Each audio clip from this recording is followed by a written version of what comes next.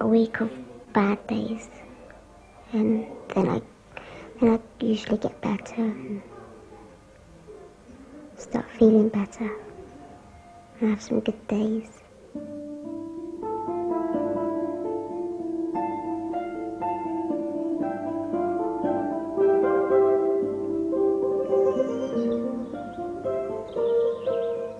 Sunrise. A new day is not taken for granted by the people who stay here. They are an ever-changing population with one thing in common.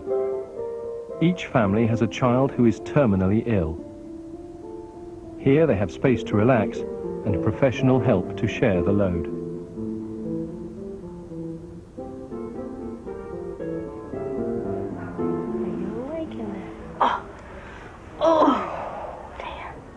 It's taken most of the night to get Debbie to sleep, but her parents were left in peace while the hospice care team took over. Emily, too, had a difficult night. The families who come to Little Bridge House in North Devon are confronting the unthinkable. It may be years away, months or only days, but the people in this film are united by their inevitable loss. What they find in the hospice, though, is more about living than dying. Are we awake? Are we awake? Good morning. Oh, that's a lovely smile.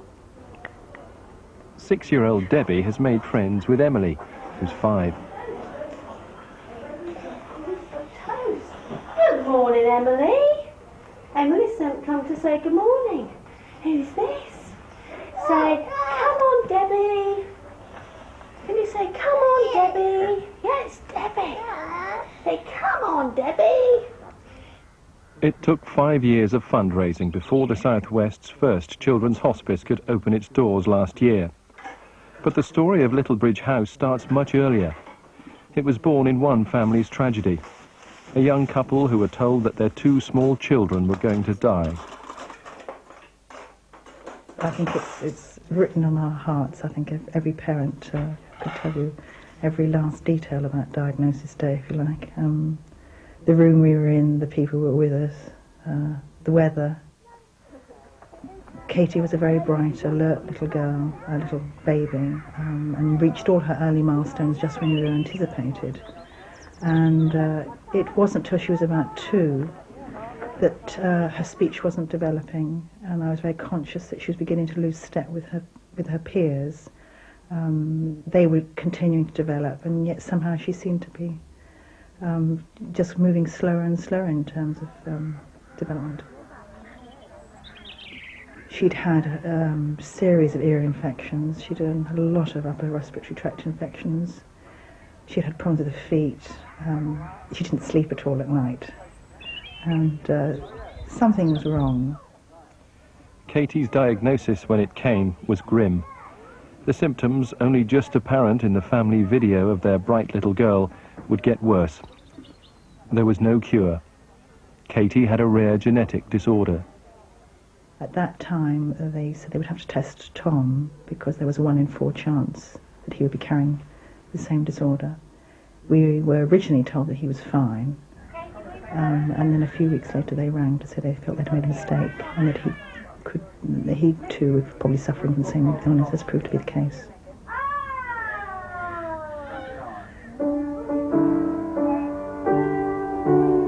Katie grew gradually weaker. 5 years after this party, aged 11, she caught bronchial pneumonia. She died after a few days, and she died in our arms. Tom is very frail. He's now fed through a gastrostomy tube. He still has his moments when he smiles at us, and he's still a very precious, special boy, but he is quite poorly and weak. It's not too hot now. Children as ill as Tom and Katie need round-the-clock care. The world's first children's hospice, Helen House in Oxfordshire, opened in 1982. It gave the family a break. They were regular visitors, drawing support from other families facing the same bleak future. Katie died in the hospice. You're going to do anything funny, aren't you?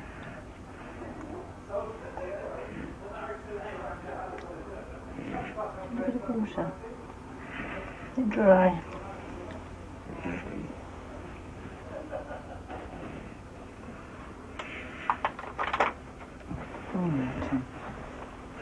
No one can minimise the shock that comes with knowing that you're going to lose a child. To lose one child and then to be contemplating the loss of another is unacceptable. Horrible. Katie had a death with dignity. Elizabeth, who was only 5, our well child, was cared for.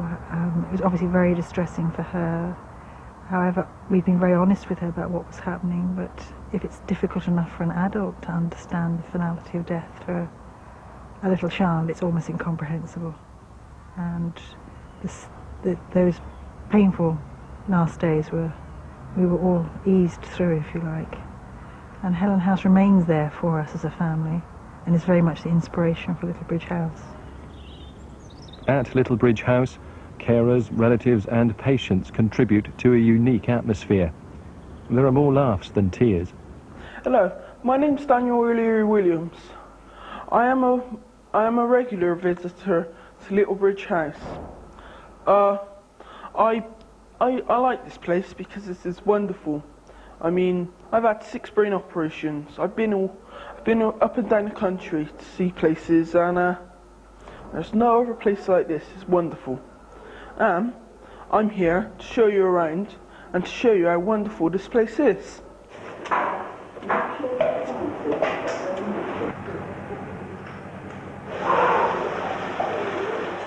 Right, this is the kitchen area where the cook serves us our meals, which are very good, believe me.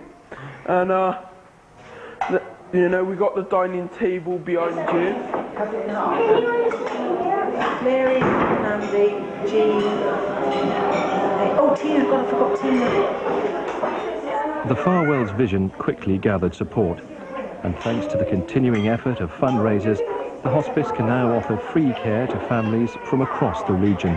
One thing you have to understand, if it's chaos, it's normal. This is normal, it's chaotic all the time. We cannot please everybody.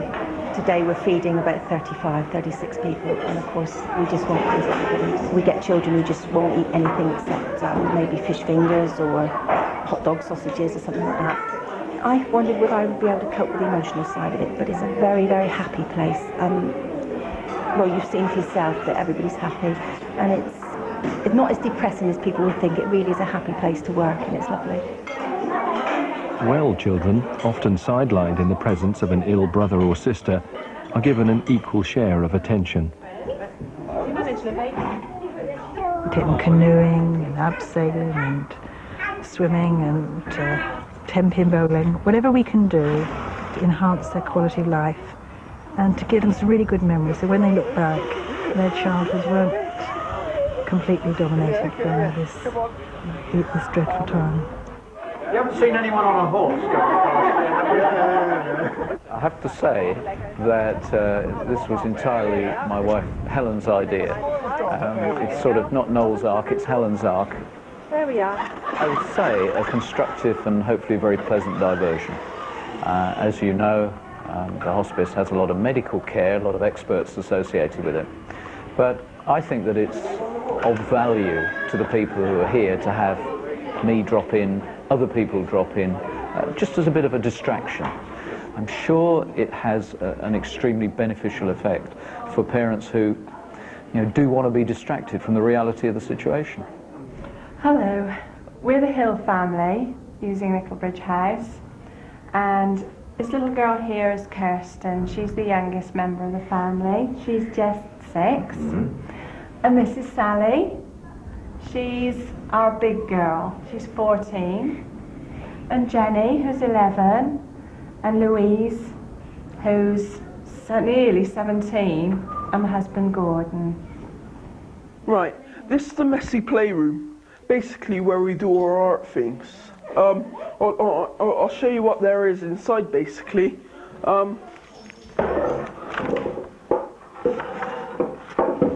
Basically, it's a mess. It's got lots of art things, lots of paper, you know, paints, whatever. You know, pencils, pens, felt tips, books on how to do painting. There's wood, there's games, there's everything, you know. The children mostly enjoy this room because it doesn't matter if they make a mess, you know. They could put paint on their hand and go like that, you know, but whatever. She'd been a normal girl until she was nearly 3, and then just one day she was suddenly very ill and unable to stand up. And so we took her to casualty because we were very concerned. And then they did some tests, and the next day they did a CT scan and realised that she had a brain tumour. And then it was obvious she was becoming much worse quickly, and so we were rushed to Bristol to have it removed. And then they realised it wasn't just a benign tumour, it was a nasty, malignant and very rare one, and she would have to have chemotherapy to follow up.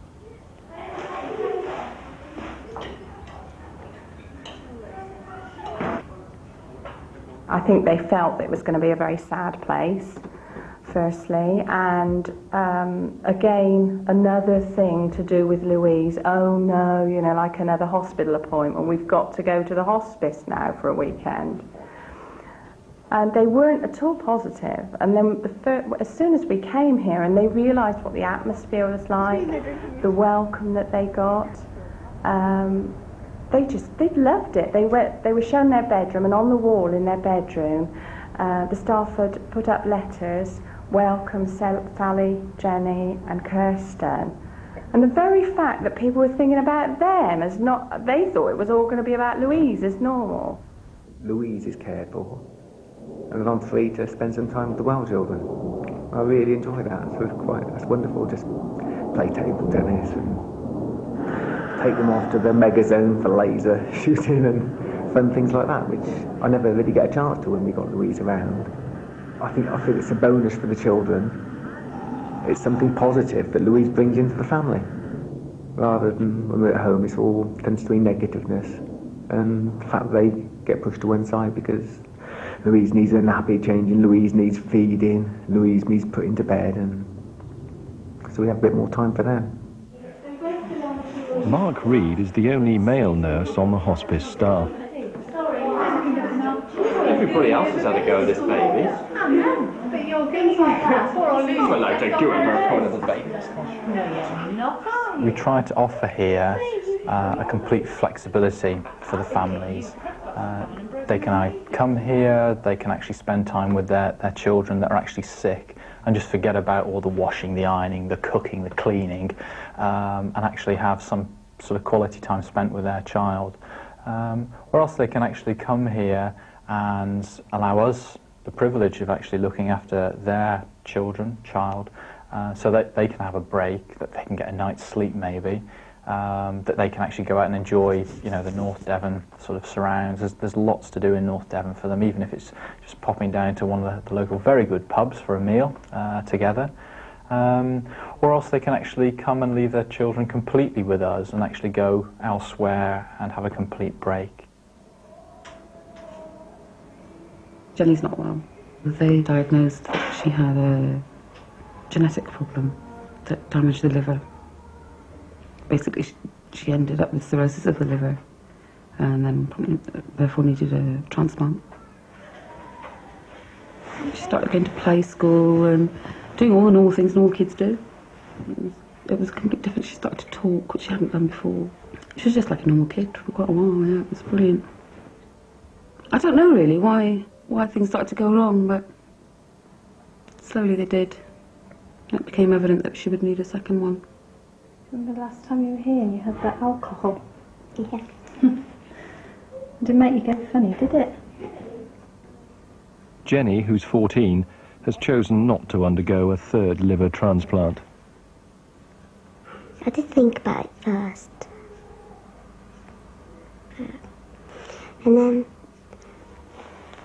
I went up to London, to King's, because they used to see me there until my second transplant. And they suggested that they could do another one there. And they said to think about it, so... But I don't think I will, because it would be difficult. Jenny's decision has been respected by her doctors and family. They now care for her at home. She's not absorbing her food very well, so we artificially feed her overnight IV.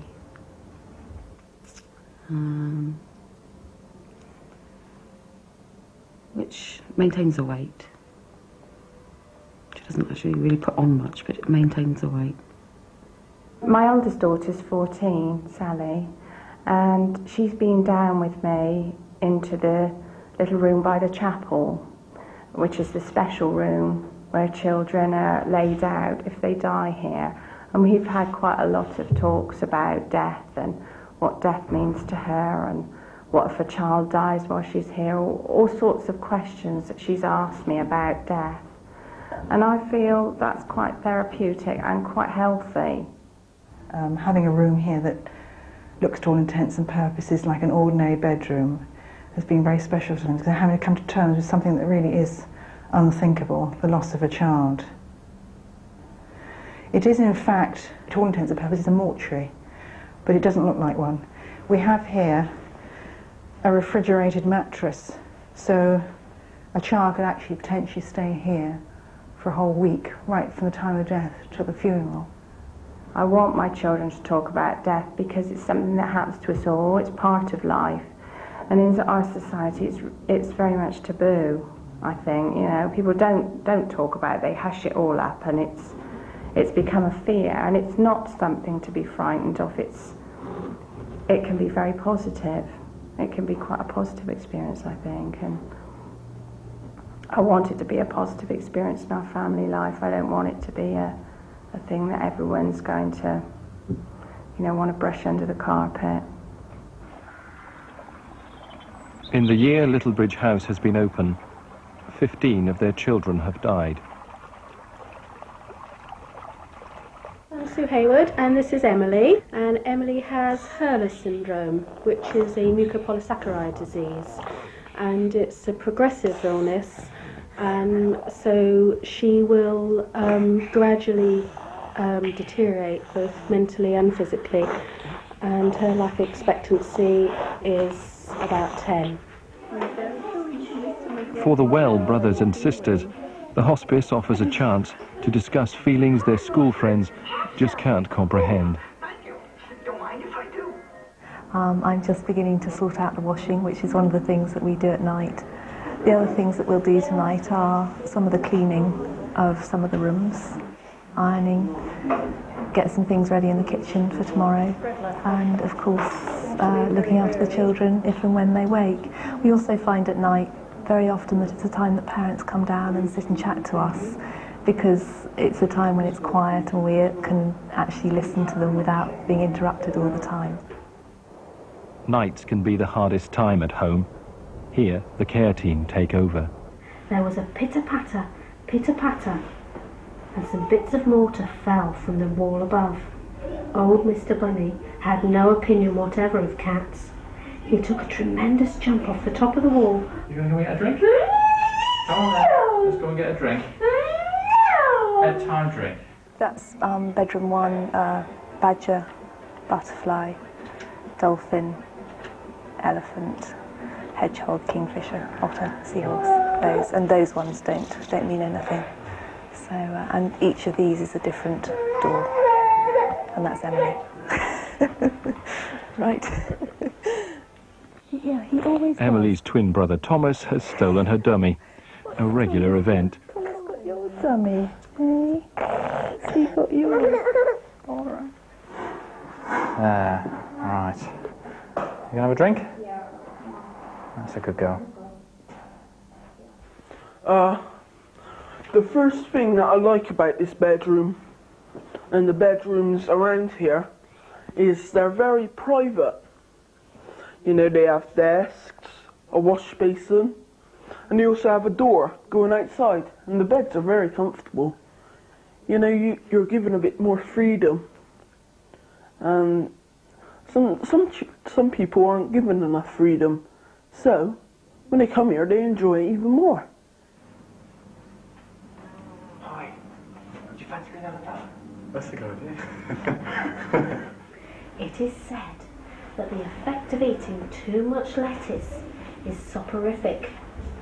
I have never felt sleepy after eating lettuces, but then I am not a rabbit.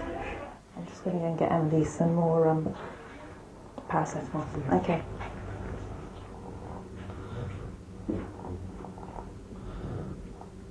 Hi, girls. We've been discussing the merits of going down the pub tonight. Yeah. Do you mind? Of course not. It's alright. It's always a good idea. You have a lovely time. Okay. We're understanding one. We'll see you later. Bye. Bye, love.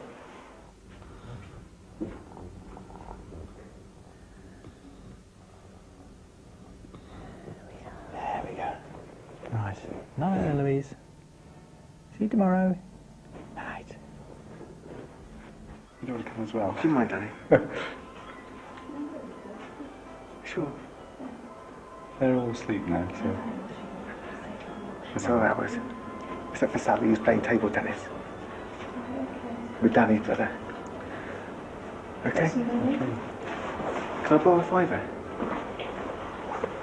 Can I some pocket money?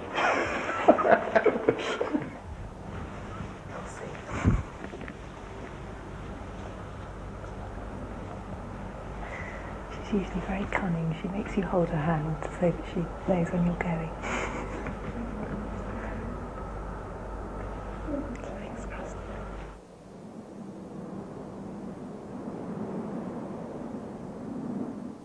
Hello, miss. And what sort of night's sleep did you have? Have you been good? Have you been a good girl last night? Did you keep those nurses on their toes? I wouldn't be surprised. Oh, that's nice. Keep those eyes closed so we don't get any soap in them, in those ears.